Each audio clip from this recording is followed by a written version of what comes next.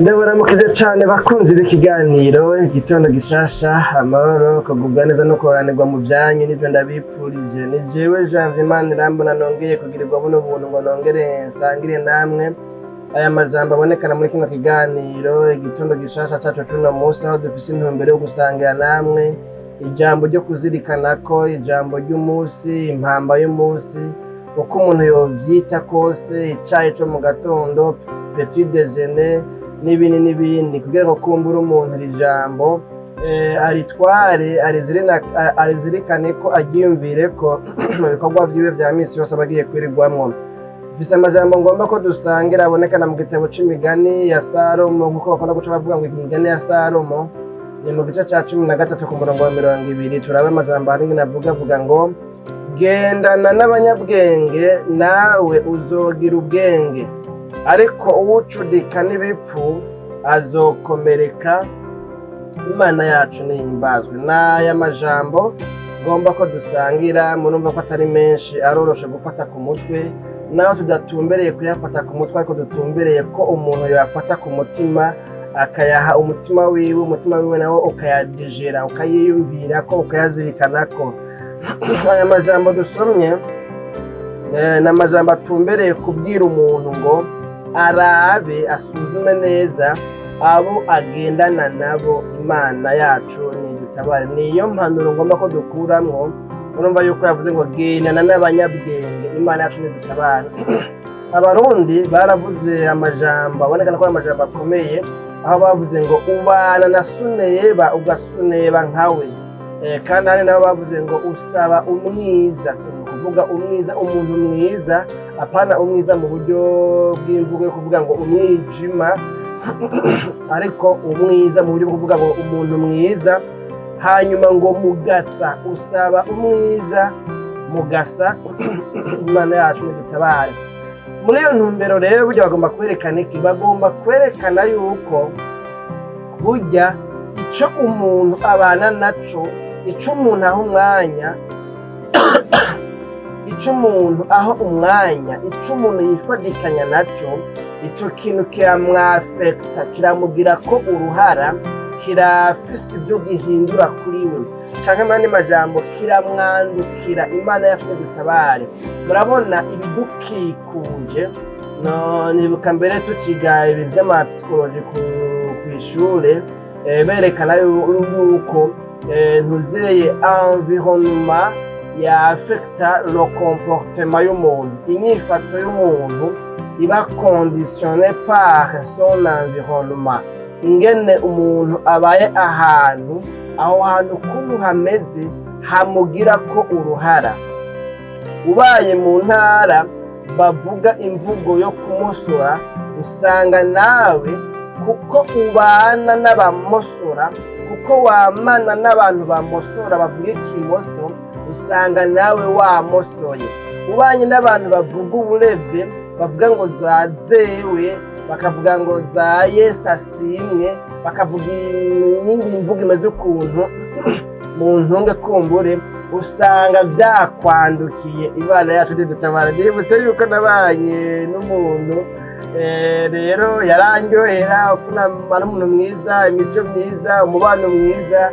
Yari umumama kumbure utoraba afise umubano mwiza nyene, muravyumva nyene. Hanyuma rero mugabo rero intara nawe yavamwo yakomokamwo ni intara bakunda kuvuga ngo yebaga. Burya rero ako kantu twaragafashe ukavuga ngo yebaga ugasanga yebaga umuntu wese asigaye ngo yebaga. Imana yacu nidutabare. Igihe nagiye ni Zambia naho kumbure abo twabanye nabo usanga bava muri izo ntara, abandi bari hafi na hafi, bari abagenzi twasengana twagirane. Ako kantu rero yebaga rero urumva yo gaca karatsimbata, turiko turavugana urasanga yebaga. Imana yacu nidutabare. Rero uyu mwanditsi w'imigani avuze ngo gendana n'abanyabwenge nawe uzogira ubwenge. Imana yacu nihimbazwe. Gendana n'abanyabwenge nawe uzogira ubwenge. Ubwenge ni ikintu nkenerwa. Ubwenge ntawe utobwipfuza, ubwenge ntawe utobushaka. Imana yacu nidutabare. Rero ni nkavuga ngo umuntu wese agomba kugira ubwenge, umuntu wese agomba kutaba ikigugu, umuntu wese atagomba kuba igipfu, umuntu wese atagomba kuba ikirofa, umuntu wese atagomba kuba umukehabwenge, umuntu agomba gukora ibintu by'ubwenge, umuntu agomba gukora ibintu bizima, umuntu agomba ko n'umubonye avuga ngo naka ni incabwenge, naka ibintu akora nta burofa burimo, ibintu akora ni ibintu ubona yuko ari ibintu bitumbereye, kuko umuntu w'umunyabwenge aramenyekana, n'umuntu w'ikigugu aramenyekana, bakamenya ati naka ni ikigugu. Uravye ingingo afata, uravye ibyo akora, umengo ntagira ubwenge na bukeya. Hari n'abantu tukiri abana, ibyo bivagundi umengo ntibigane ngo n'ubwo kurahura, ubwenge bwo kurahura. Urudire yuko kurahura ari ikintu gisanzwe coroshe, ata muntu arakwiye kubura ubwenge bwo kurahura, mu gihe kurahura umuntu abona yobwira yagenda cane hanyuma ateke aronke ibyo afungura. Umuntu rero abuze ubwenge bwo kurahura kandi ashobora gusonza hanyuma ntaronke ico ahereza, novuga ngo amenyo cyangwa se mu kanwa ico yihereza, urumva nyene ko uwo muntu ubwenge buba bwaragize buba bwaricetse. Imana yacu nidutabare. Rero umuntu w'umunyabwenge aramenyekana, kandi ubwenge burafise akamaro kuri nyene kubugira. Ubwenge burafise akamaro ku muntu abufise. Ubwenge burabeshaho umuntu, ariko ubujuju, uburofa, ubugugu bw'umuntu buramuhitana, buramukwegera, kuko hariho ibyago agwamwo, mugabo kubera ko atagize ubwenge ibyo byago bigaca bigira bimuhitana. Imana yacu nidutabare. None rero iri jambo ridutumbereye, ritumbere kuduhanura ngo tugendane n'abanyabwenge, duhindure inyifato, duhindure imitekerereze, duhindure mentalite, tugendane n'abantu bazima, abantu ataco bashobora kutumarira, abantu batatu bashobora kutwungura, abantu atavyiyumviro bashobora kutwungura. Abo bantu ntiducudike nabo. Bavuze gucudika rero n'umuntu ni ukuvuga ngo urifadikanya nawe akaramata. Gucudika n'umuntu ni ukuvuga ngo uyo muntu akenshi usanga aho umwe ari n'uwundi usanga ari hari, kandi gucudika n'umuntu bigomba kuvuga ngo uyo muntu muba musangiye, novuga ngo amabanga, muba musangiye imigambi, muba mufise ibyo muhuriyeko, muba mufise ibyo mukorera hamwe, muba mufise ibyo mwita iyerekwa ribahuza, hanyuma bigatuma rero mucudika, bigatuma muba hamwe, bigatuma mukunda gufurekanta umuntu, kwamana n'umuntu kenshi gashoboka, ibihe byinshi, iminsi myinshi, imyanya myinshi, ugasanga uyo muntu ntibyo koroha yuko umara umunsi, iminsi ibiri, iminsi itatu mutabonanye. Kubera iki? uyo muntu muracuditse cyane, ni ukuvuga muriyumvanamwo, murakundanye cyane, mushize hamwe, musenyera ku mugozi umwe. Imana yacu nidutabare. Bene data bakunze ba kino kiganiro igitondo gishasha. Rero bavuze ngo kugendana, ntibagomba kuvuga ngo mwibarabara ngo uzohora uraba gusa abanyabwenge abari bo mugendana mwibarabara. Oya, si kugendana mu buryo bwo kugendana gute gusa mwibarabara, wo muhuriye mwibarabara, oya, ariko umuntu wifatanya nawe cyane, umuntu wunga ubumwe nawe, umuntu musangira kabisi n'agahiye, umuntu usangira nawe amabanga yawe, umuntu ushobora kugira ikibazo ukakimwiganira, kuko uzi ko ari umugumyabanga wawe, ashobora kukugumiriza ibanga, adashobora kukumaramaza, adashobora kukwararaza. Imana yacu nidutabare. Rero uyu mwanditsi w'imigani ni nk'aho atubwira ngo ibidukikuje biratwafekta, birafise icyo bihindura ku buzima bwacu. Umuntu ashize imbere gukikuzwa n'abantu ataco bamaze, bizorangira nawe ataco avuyemo. Umuntu nimba abamukikuje, abamuba hafi, abo bacuditse, abo bavuga ngo bahuza, bayaga cyane, bakunda kuba bari kumwe, no ku marigara no mu ngendo no mu mayira no hirya no hino. Uyu muntu nimba abagenzi biwe b'inkoramutima babana nawe cane rwose, atari bazima mu vyiyumviro, atari bazima mu bitekerezo, atari bazima mu migabo n'imigambi, uyu muntu bizorangira nawe ataco avuyemwo. Imana yacu nidutabare. Bene data bakunzi ba kino kiganiro, igitondo gishasha cacu cy'uno musi, nkuko ndiko ndavuga yuko iyo umuntu abanye n'abantu bavuga imvugo usanga nawe yamwandikiye. Kubera iki? Ubana na Suneba ugasuneba nkawe, kandi usabye umuntu uko ameze nawe usanga ari kugizene ari kumeze.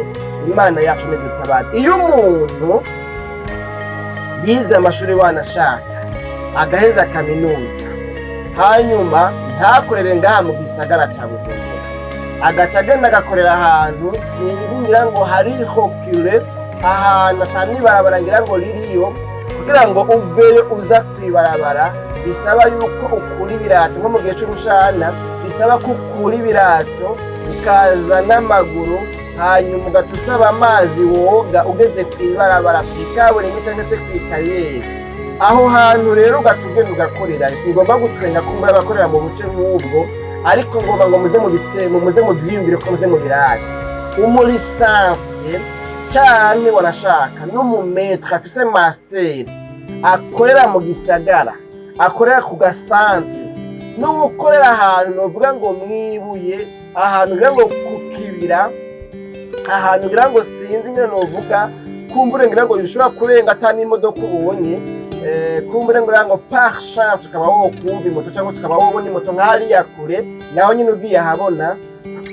Aho hantu ugasanga nimba ari nk'umuntu anywa inzoga, unyoye ikiyeri umengo boca barabakuroze kubera yuko umengo urishima, umwizizimbazimbye, kumbure ugaca wahubije kumbure nawe kwitwara nk'abantu bo ngaho nyene. Urashobora gusanga uyu muntu n'ipantaro n'ishati yambara itamesurwa, woyitera kw'ibiharage bikamera, kandi yarize kaminuza, yari incabwenge, yari yaronse wanashaka na bourse yo kuja kwiga hanze, akaba no kwiga hanze yoba yaranize hanze. Mugabo ugasanga ukwiyumvira kwiwe, ingene yifata, ingene yitwara, muganiriye ukumva neza ko ata vision a long terme uwo muronkako, ukumva ko ata vyiyumviro vyo gutera imbere uwo muronkako, ukumva ko ata mugambi n'umwe muzima uwo muronkako, ukumva ko umengo ubuzima bwiwe bugarukira aho nyene, aje anywe urwarwa canke anywe wanashaka kumbure imisogoto y'itaba kwege, hanyuma yibereho ubwo buzima nyene. Imana yacu nidutabare. Mugabo ukurikiranye ugasanga impamvu nyamukuru ni akarere abayemwo. Imana yacu nidutabare. Ukurikiranye kumbure abantu batandukanye,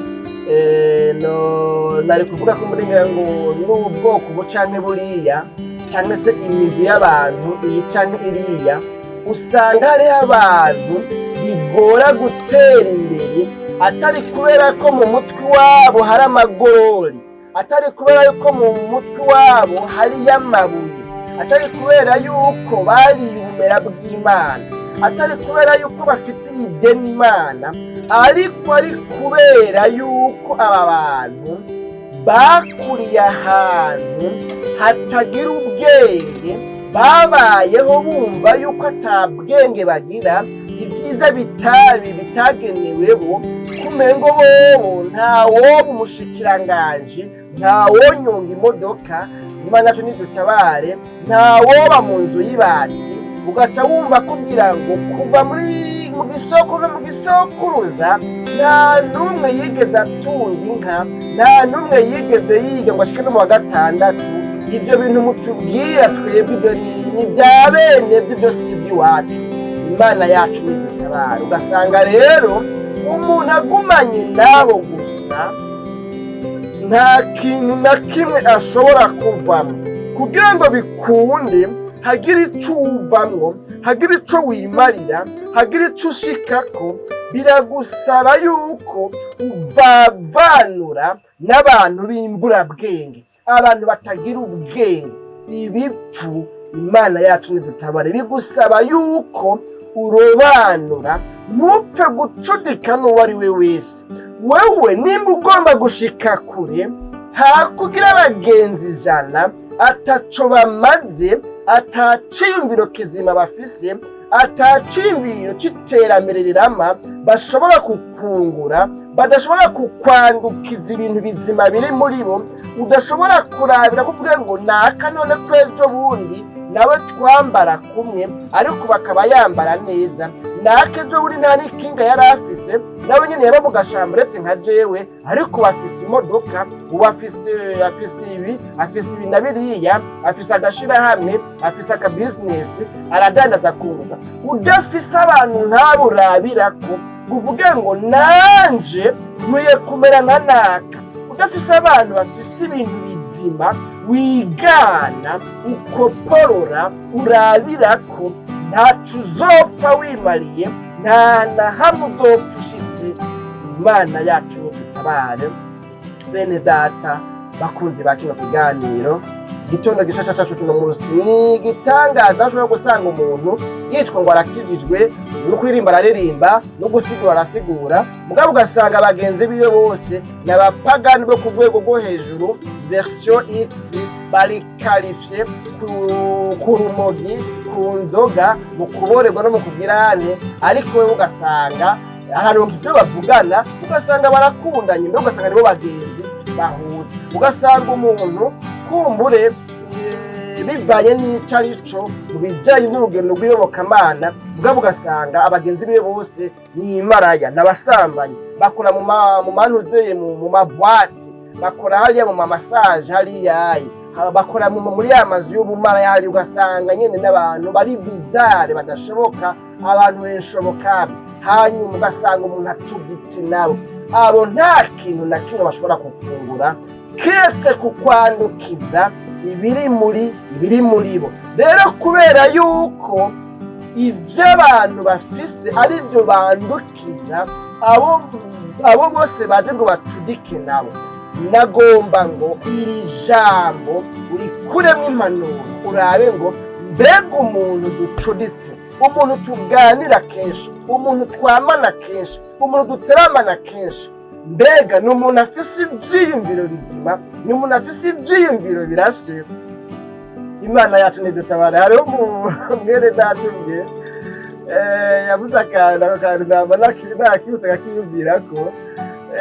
Rero yavuze ngo jewe sinshobora ngo kuganira n'umuntu ngo adafise imigambi. Umuntu adafise imigambi, umuntu adafise amaproje, umuganiriye nawe uramwumva ko ata migambi afise. Ni ukuvuga urumva ko uyo muntu wewe ni ukurya n'ukunywa n'ukwinezeza gusa bikagarukira ngaho, mugabo nta mugambi muremure, nta mugambi wakazoza, nta mugambi urama. Imana yacu nidutabare. None rero nimba ugomba kugera kure, reka gucudika n'abantu batagira imigambi, reka gucudika n'abantu badafise ivyiyumviro bizima, reka gucudika n'abantu babona kuzuru nk'inkoko, reka gucudika n'abantu viziyo yabo igarukira aho bakuru utwo bajya gusa bigaherera ngaho. Ariko cudika n'abantu bafise iyerekwa rirerire, cudika n'abantu bavuga ngo nzokombata, nzorwana gushika ku kanyuma mpaka nshikiriye ibyo nipfuza kubamwo, ico nipfuza kubaco, mpaka mbaye ico nipfuza kubaco. Imana yacu nidutabare. Bene data bakozi ba kino kiganiro, igitondo gishasha cacu cuno munsi. None rero n'amajambo twabonye rero n'umwanditsi yavuze ngo gendana n'abanyabwenge nawe uzogira ubwenge. Yandi majambo, nutagerana n'abanyabwenge nawe ntuzogira ubwenge. Imana yacu nidutabare. Wipfuza kuba umunyabwenge, kubwenge aribwo buzima bwacu. Utagira ubwenge ntaco wokumarira, utagira ubwenge ntaco woshika, utagira ubwenge ntaco woronka, utagira ubwenge nyene. Abatagira ubwenge ni banyagupfa, ni ba kumbure ngira ngo umuntu wenyine ahisemo guhindukira, kuko birashoboka ko umuntu ava mu bujuju, birashoboka ko ubujuju bubisa ubwenge igihe umuntu arondeye ubwenge. Imana yacu nidutabare bene data bakunzi ba kino kiganiro mu gitondo gishasha. None rero nano majambo reka duhave dusenga. Ngaha yaciye abananya avuga ngo ariko uwucudika n'ibipfu azokomereka, Imana yacu nidutabare. Bene data bakunzi ba kino kiganiro igitondo gishasha, uwucudika n'ibipfu, uwucudika n'abanyangeso mbi, ubagira abagenzi pamfi, umuntu abagenzi biwe pamfe, ari abantu b'ibipfu, ari abantu b'ingeso mbi, ari abantu badashoboka, ari abantu batabaho, ari abantu b'insaku, ari abantu babeshera abandi, ari abantu batanga ishano, ari abantu batanga uburozi, ari abantu novuga ngo batabaho badashoboka muri sosiyete. Uyo muntu azokomereka, Imana yacu nidutabare. None rero niyumvira yuko ngaha twumvise ibintu bibiri bidasa. Twumvise abazokomereka ko ari abantu bacudika n'ibivu, mugabo twumvise yuko bazogira ubwenge ari abagendana n'abanyabwenge. Mbega woba wipfuza gukomereka canke wipfuza kuba umunyabwenge? Wipfuza kugira ubwenge? Wipfuza kuba umunyabwenge? Ubwenge buzokubeshaho, ubwenge buzokuronsa bya bindi byose umaze iminsi wipfuza, ariko ubupfu nta kindi buzogukwegera kiretse gukomereka. Imana yacu nidutabare. Hariho abantu usanga bagendera mu ngeso mbi, ariko uravye canke niyo bakubwiye ubuzima bwabo ugasanga izo ngeso bazigendeyemo kubera yuko bacuditse n'abantu badashoboka. Ugasanga yagize abagenzi novuga nk'akarorero basambana n'abanyeshuri, ugasanga amakuru yose bamubwira n'ay'ibyaha bakoze, yasambanye ngo naka ngashe ngo hano nuko, ugasanga n'ibyo biyago. Hanyuma nawe akabura ibyo avuga kubera ko we ntabyo akora. Hanyuma akagera igihe bamwereka yuko bataca amaze, ahomba, yeye hari umunezero, hariho iraha, hariho iswingi, ibintu nyene nk'ivyo. Imana yacu nidutabare. Ugasanga wa muntu none gabana je vraiment ariko vraiment bangaye bansuzugure, uko bashobora no kumubwira hari majambo, mama wewe nukomeye, wewe ntiwiyumvira, wewe ntugirane, wewe. Imana yacu nidutabare. Ugasanga rero umuntu nawe ukamenga arondeye kwemerwa n'abantu, hama usanga arabikurokera, kandi amaze gukorokera muri izo ngeso usanga kuzivamwo ingorane. Ibi vy'itabi uganiriye n'abantu benshi, sinibaza ko ari nka 5 kw'ijana usanga bakubwira ngo twanyoye itabi kubera ko wari umuti batweretse. Usanga abenshi babigize bigana abandi, abona umengo nibijandijandi, ni ibintu byo gufina, nibikino, azobiheba, niyashaka azobireka. Akubwira ngo jewe nshatse ndarimwa, nshatse nkarireka, jewe n'inzoga nshatse ndarimwa, nshatse nkayireka. Hanyuma rero agatinda akagira igihe bitaba bigikunda yuko bya bintu abiheba. Nimba ari itabi ugasanga hageze igihe atari rose n'umuntu arawuva n'amahoro akayabura. Imana yacu nidutabare. Mu buto bwanje twigeze gusengana n'umuntu ngo mace ndangiza ngarukize ngaha, twigeze gusengana n'umuntu yakijijwe nsangamwo mu ishengero iyo nakuriye iwacu. Hanyuma arakizwa, hanyuma mugabo agira ikibazo, yari yaraboshwe n'ikintu cyitwa itabi n'inzoga ku rwego ruteye ubwoba. Arakizwa, aragwara intambara ngo abihebe. Burya no muri kwa gukizwa byaranse burundu, yandurukamo rero aza aragwara. Baduti yewe no gupfa uzopfa, aho utanyoye umwerero urapfuye karabaye, wewe urapfuye karabaye. Hanyuma rero burya byavuye birangira asubiye kuba za nzoga na ya matabi. Iby'agakiza bitabera munanira cyane. Yumvira igihe yabitangura avuga ngo ariko yigana agakuku k'abandi. Kubera iki? Kubana n'ababi, konona ingeso nziza. Iryo naryo ni ijambo riri mu isezerano rishasha hariya hayi, nizera ko ari Pawulo yoba yararivuze avuga ngo kubana n'ababi, konona ingeso nziza. Imana yacu nidutabare bene data bakunzi bacu mu kiganiro. None rero gendana n'abanyabwenge. Umuntu nawe ataco yimariye, reka kumugira umugenzi pamfe, kuko ntacazovamwo nta nico azokumarira. Ntumwanke, ntumucire umukenke, ariko shiraho akarimbi. Umuntu ata kintu na kimwe yimariye, si ngomba kuvuga ngo mu butunzi, mu kugira imiduga n'ibindi, oya. Mugabo umuntu ashobora kuba adafise amahera, ariko ukabona ko ari umuntu muzima, ubwenge buri ku gihe, wohanuza ugize ikibazo wo muhanuza. N'abandi ubona ati uyu muntu byaranse ahubwo uyu muntu ntashoboka, nta kintu na kimwe azovamo.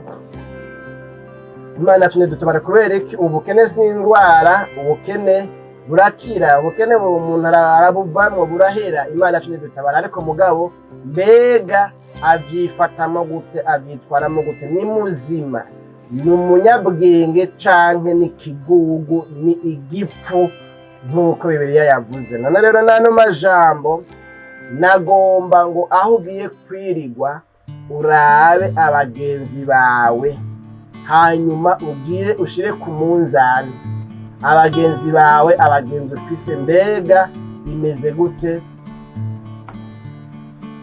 Abagenzi ufise n'abagenzi bameze gute? Tugomba dusenga Imana rero, muhigwe umuntu agendana acudika n'abanyabwenge, kuko uyo muntu bizomushikana ku bwenge, bizomugira umunyabwenge. Kandi abanyabwenge ubwenge bwabo buzobabeshaho, buzobashitsa ku buzima bwiza buruta ubwo baremwe. Ariko n'umuhombe umuntu atagendana n'abanyabwenge, kuko wacudika n'igipfu, kandi uwo nawe azokomereka.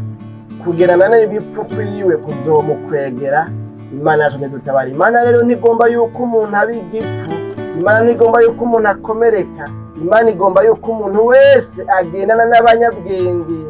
Urabe abagenzi ufise, urabe abo mugendana, abo mucudita, abo mwamana, urabe ko ingeso zabo zemera, urabe ko ari ingeso zifise ahantu habi zogukura zikagushikana ahantu heza, uce wemera kubandanya ucudika nawe. Mugabo niwaraba ugasanga abo bantu nta vyiyumviro bizima bafise vyakubona kazoza k'ejo hazoza, abo bantu basezerere, muzoramukanya muhuye, ariko mugabo umwiza n'umuco nta na rimwe bifatana, nta nico bihuriyeko.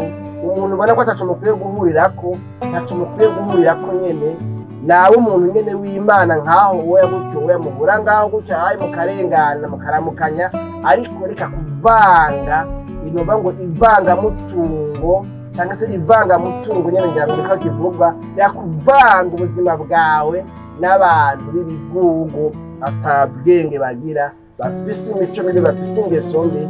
Bahanure nibemera mutudike, ariko mugabo utemeye guhinduka, reka guhindurwa nawe mwihoze. N'ano majambo dusenga tuzosubira mu kiganiro igitondo gishasha cy'ubutaha. Mwami Yesu nyaguhora ku ngoma, tugushimiye cyane ku bw'ano majambo twumvise. Umuntu wese ayumvise akaba asanze acudika cyane, n'abagenzi ataco bashobora kuvamwo, babaye nabi, bononekaye, hanyuma akaba avuze ngo Mana ndamenye igituma hariho intambamyi zimbuza gushika ku bwenge, zimbuza gushika ku byo nipfuza gushikako, nsanze ari kubera yuko nacuditse nawe tutari dukwiye gucudika. Hanyuma uyu muntu akaba avuze ngo Mana mbabarira, mbiza ko imbabazi, nifuza kwemerwa nawe, ngirira neza. Nuca umugirira neza, nuca umwiyereka, nuca umutabara, nuca umubera Imana, nuca umubera byose. Hanyuma imbabazi zawe zimubonetse ko uca umushoboza guhindura inyifato n'ingendo, agire abagenzi bazima b'ivyiyumviro bizima, b'imigambi, acudike nabo, maze ubuzima bushishikare kugira neza. Bakoze ibyo ugomba byose bishishikare kuba gutyo, mu izina ryawe ryera Kristo Yesu, tubisabye tubyizeye. Amen.